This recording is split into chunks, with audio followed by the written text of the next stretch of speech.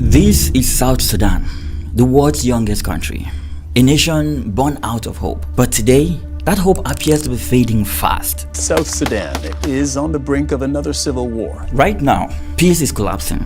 Leaders are being arrested and international forces are scrambling to evacuate. Neighbors are picking sides and the country is on the brink of yet another civil war. But how did we get here? And why should the rest of the world care?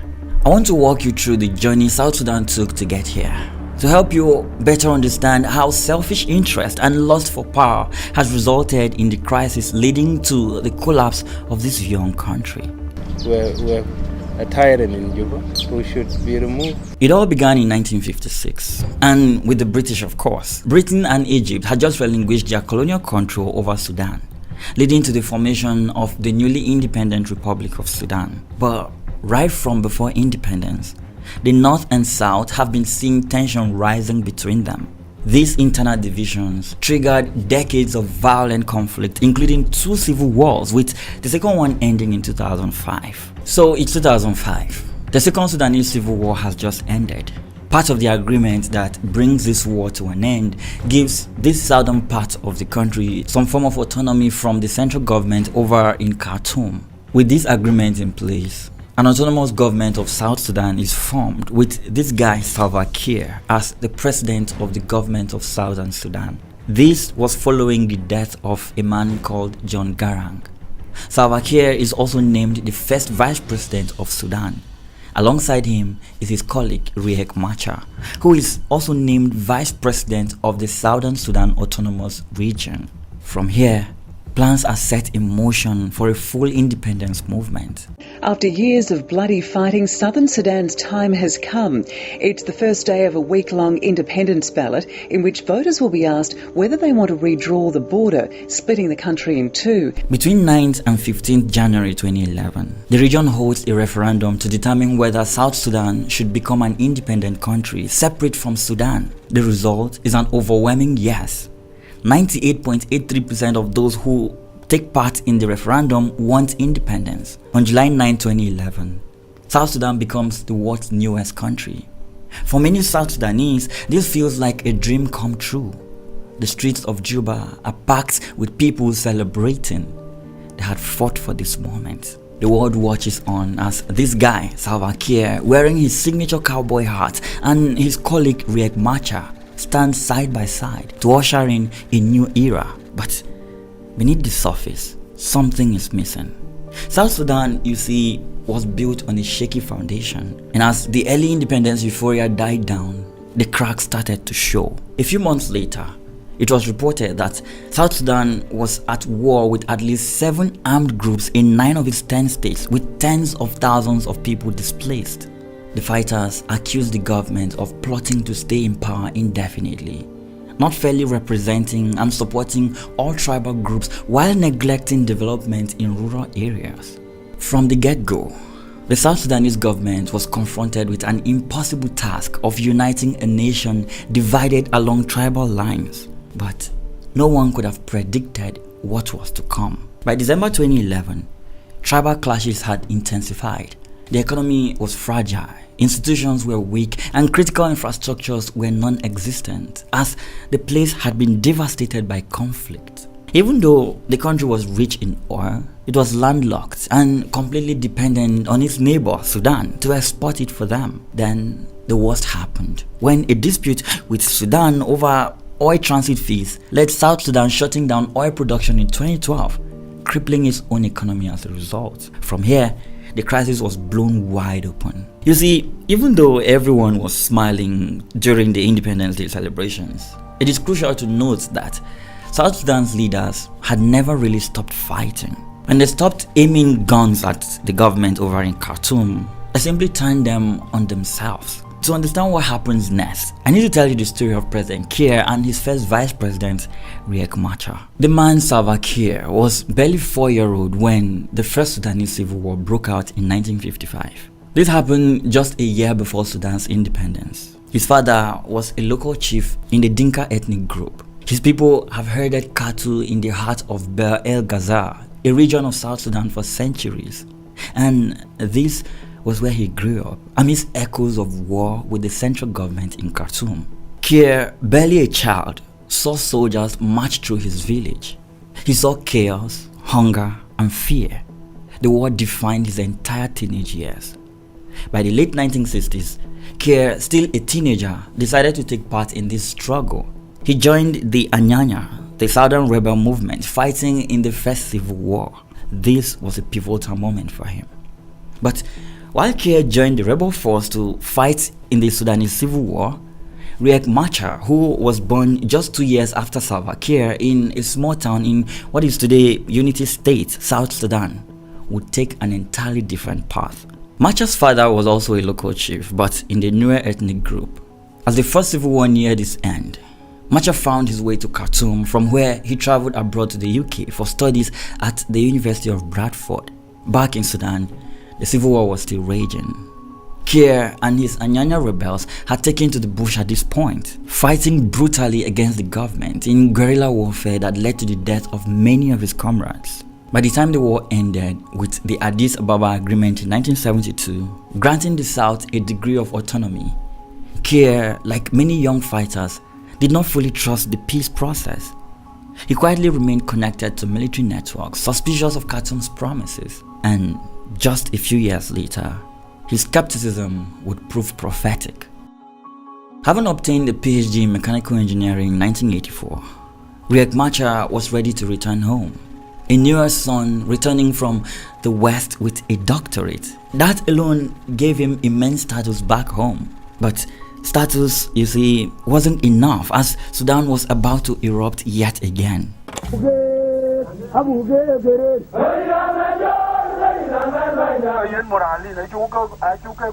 1980s introduced an interesting figure into the mix, John Garang, an ethnic Dinka. Garang was a US-trained economist and soldier who had returned from Iowa and Fort Benning with a vision far larger than what most Southern commanders in the First Sudanese Civil War could imagine. For Garang, the war was not just to gain autonomy for the South, but a completely new Sudan, where all marginalized people, whether in the South, the Nuba Mountains, or Darfur, could live in peace and dignity. When Kiir met Garang, he knew Garang to be an idealist, but his charisma and visionary leadership qualities won him over. Soon enough, they founded the Sudan People's Liberation Army, SPLA, in response to Khartoum's attempt to revoke the South's autonomy in 1983. But the relationship between Garang and Kiir was a complex one. You see, they didn't always agree, and there were tensions, especially over Garang's insistence on fighting for a unified Sudan rather than outright Southern independence. However, Kiir was fiercely loyal and rarely challenged Garang publicly. As war resumed in 1983, the new rebel force known as Sudan People's Liberation Army was looking for people to join in the fight against the brutality of the central government. And practically everyone lent their hand in the fight. One of those who joined forces with Garang and Kiir in the early days was this guy, Riek Machar. He wasn't just a soldier. He was educated, strategic, and immediately became one of Garang's key commanders. Together, they fought the Khartoum government, but under the surface, fault lines were forming. Kiir became Garang's right-hand man in the battles that followed. He knew how to command men in the bush, how to maneuver through swamps and deserts, and how to inspire discipline among weary fighters. His leadership style was deeply respected. His fighters knew he wasn't sitting in a comfortable office somewhere. He was right there with them, enduring the same hunger, the same bullets, and most importantly, the same betrayal when supposed allies defected to Khartoum. You see, in the early 90s, a rift beyond just politics was beginning to emerge within the SPLA group. Though officially multi-ethnic, the SPLA had a heavy Dinka dominance, both in leadership and the ordinary enlisted personnel. Both Garang and Kiir that were in the forefront of decision-making were ethnic Dinka. Machar and other commanders felt marginalized and accused Garang of running the SPLA like a personal territory. But it wasn't just about ethnicity now. Machar, just like Kiir before him, fundamentally disagreed with Garang's New Sudan project. For Machar, outright independence for the South and not unity with the North should be the only goal. This ideological divide, coupled with personal ambition, ethnic tension, and Garang's perceived authoritarian leadership style, led to an explosive moment within the group. And then in August 1991, Riek Machar, alongside Lam Akol, broke away from Garang's SPLA in what became known as the Nasir Declaration. But watch what they did next. Machar and his new allies accused Garang of dictatorship and declared their commitment to South Sudan's independence. However, they didn't just break the unity in the group. This division soon ignited one of the most devastating episodes of the Civil War. The growing tensions soon led to the Bor massacre, where Machar and his forces, largely of the Nuer ethnic group, attacked Bor, a Dinka town believed to be Garang's home area. Thousands of civilians were killed. This event left a permanent scar on the relationship between the Nuers and Dinka communities. As the rebellion began to take its toll on the SPLA leadership, Salva Kiir stood loyally by Garang. Together, they tried to salvage what was left of the group after the Machar-led split. But Riek Machar was not done with his betrayal of the group yet. In the mid-1990s, Machar made his most controversial move when he cut a deal with Khartoum's government, the very government the SPLA had been fighting. He would go on to form the South Sudan Defense Forces, SSDF, and became vice president of Sudan under Omar al-Bashir, the dictator that had been bombing his people all those years. This was hugely controversial. His people called him a sellout, but Machar fought back against his critics, saying he was simply buying time and seeking a pragmatic path to self-determination. In reality though, he found himself increasingly marginalized by Khartoum as well, used but never truly trusted. By the late 1990s, the SPLA under the leadership of Garang and Kiir had regained strength. International dynamics had shifted in their favor. Also, the central government in Khartoum was getting increasingly frustrated by the low revenue coming in. Soon enough, Omar al-Bashir looked for ways to fund his war machines as well as pay the usual bribes to his generals and personal militia. And so, he turned his attention to the oil fields in the south. He needed a way to clear what he called insurgency in the south for the government to construct pipelines and a refinery. But the SPLA were no pushovers. They quickly braced for what appeared to be a climax in the Civil War. By 2002, Machar returned to the SPLA. A mixture of political realism and shifting alliances had forced his decision. However, Garang, recognizing Machar's military strength and influence, especially among the Nuer community, welcomed him back. After 3 more brutal years of fighting, the Comprehensive Peace Agreement, known as CPA, was signed in 2005, bringing an end to the Second Sudanese Civil War. Garang became first vice president of Sudan, and Machar, who had made some deals with al-Bashir after the split in the mid-90s, became his deputy in the government of Southern Sudan. Finally, it looked like these old rivals were destined to be the architects of South Sudan's future. But then, fate intervened, and in the most horrific manner.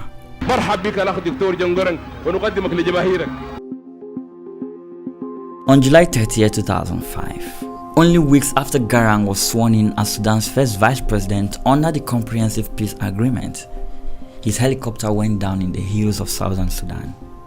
Garang was dead. This could have shattered the SPLA. Garang was the movement's symbol. His death could have triggered another civil war within the south, but Salva Kiir stepped up. He became chairman of the SPLA and vice president of Sudan. Machar once again became vice president, this time under Kiir as South Sudan edged closer to independence. But the old wounds, especially between Machar and the Dinka establishment, hadn't healed. Between 2005 and 2011, as vice president of Sudan and leader of Southern Sudan, Kiir masterfully navigated what appeared to be a minefield. He worked closely, though not always smoothly, with Omar al-Bashir's government. He knew Bashir feared another southern rebellion, so Kiir leveraged that to ensure the referendum would actually happen. At the same time, He had to carefully navigate a tense political atmosphere back home as some Southerners distrusted him for cooperating with Khartoum at all. When the referendum came in 2011, the overwhelming vote for independence was as much a reflection of Southern unity as it was of the deep scars from decades of war. But while both Kiir and Machar smiled and waved from the podium in Juba in July 2011, they knew the battle was far from over, especially with old wounds still left untreated. And this is where the story takes an even darker turn.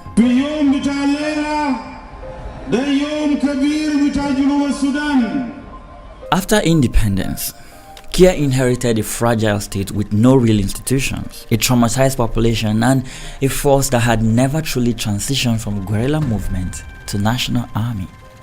Soon enough, tensions with his former comrade Riek Machar, now his vice president, escalated. In December 2013, a political rift in the ruling party turned violent when President Kiir accused Machar of trying to overthrow him. Gunfire soon broke out in Juba between factions of the army loyal to each man. What started as a political dispute rapidly exploded into a brutal civil war along ethnic lines. Kiir's Dinka-dominated forces turned on Machar's newer people, and the violence quickly spread across the country. The war was horrific. Both sides committed atrocities. Soldiers targeted civilians based on ethnicities, and massacres were reported in Juba and beyond. By early 2014, rebel forces, that is the SPLA in opposition, and government troops were engaged in brutal battles across several states. The conflict's toll was horrific.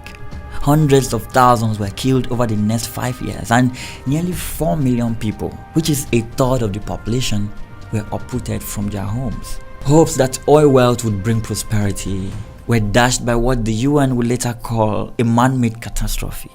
The oil fields are a target because he is buying more arms, more ammunition. He is doing more corruption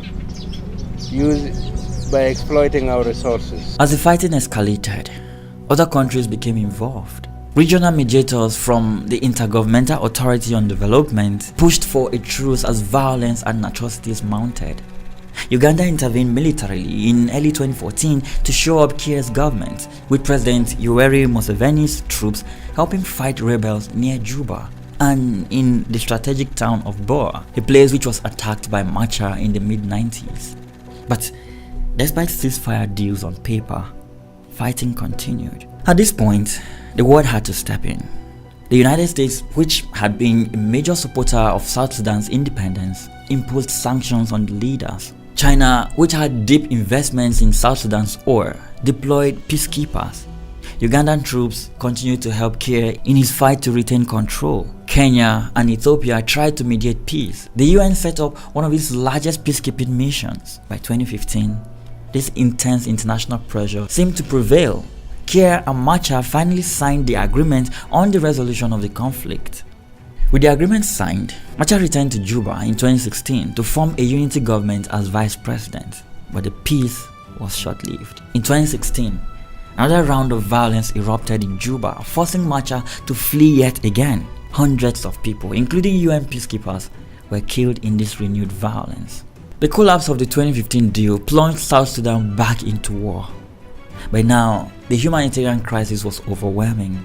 In early 2017, the UN declared a famine in parts of South Sudan with 100,000 people facing starvation and 1 million more on the brink. At this point, an estimated 400,000 people had died in this conflict. In 2017 and 2018, a series of ceasefires were negotiated and subsequently violated between the two sides and other factions. After nearly 5 years of civil war, Kiir and Machar entered negotiations mediated by Uganda and Sudan in June 2018. Later that month, they signed the Khartoum Declaration of Agreement, which included a ceasefire and a commitment to negotiate a power-sharing agreement to end the conflict.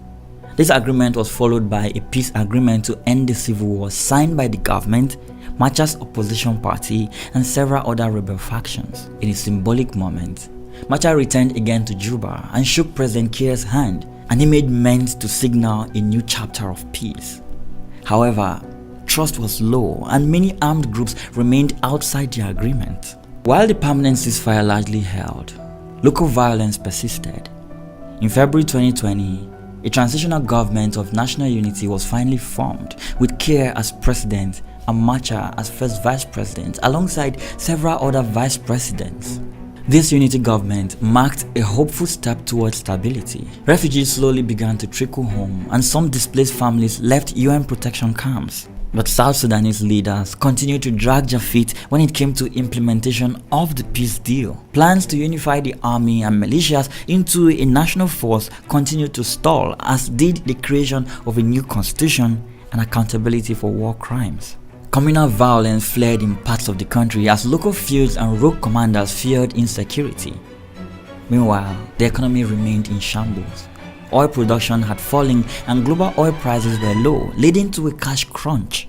And to make matters worse, South Sudan faced severe natural disasters in 2020 and 2021 as floods submerged entire villages in consecutive years. By 2022, 2 million people remained refugees abroad, and millions more were internally displaced or dependent on food aid. Yet, there was no stability in the country's leadership to address the problems facing the people.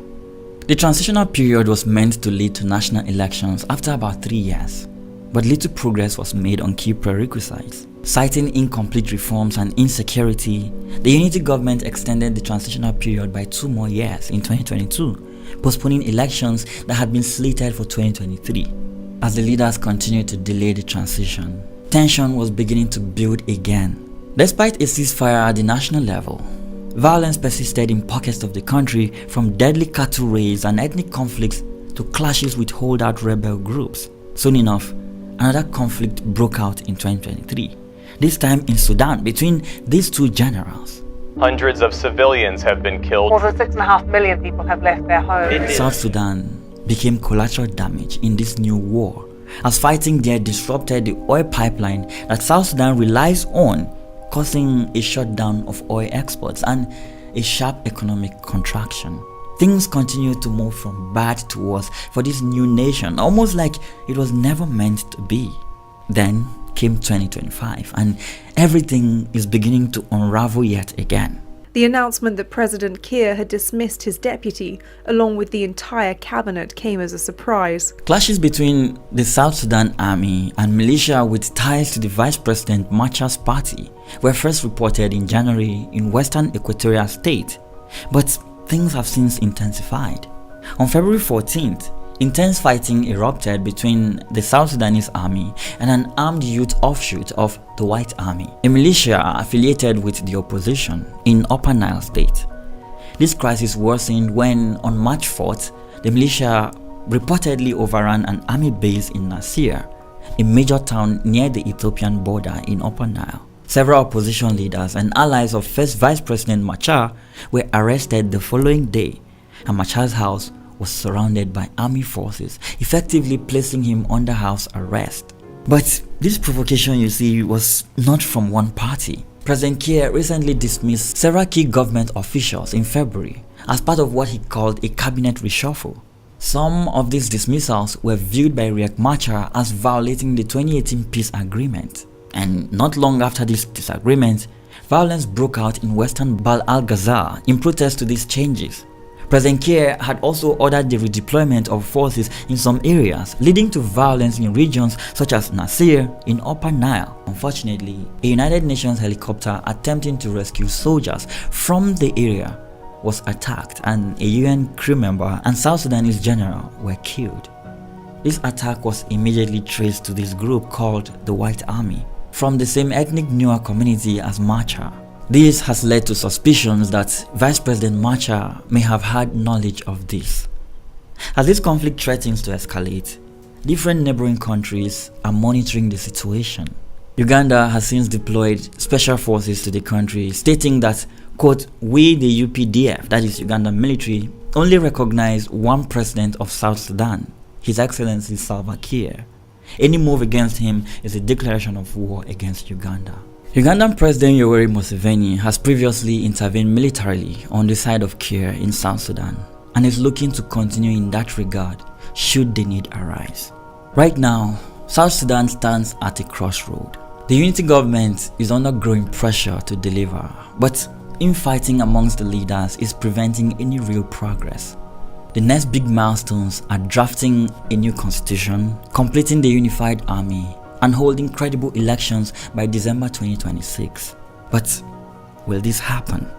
Can the leaders of South Sudan put aside their petty desires and personal interest in favor of building a peaceful country for their citizens?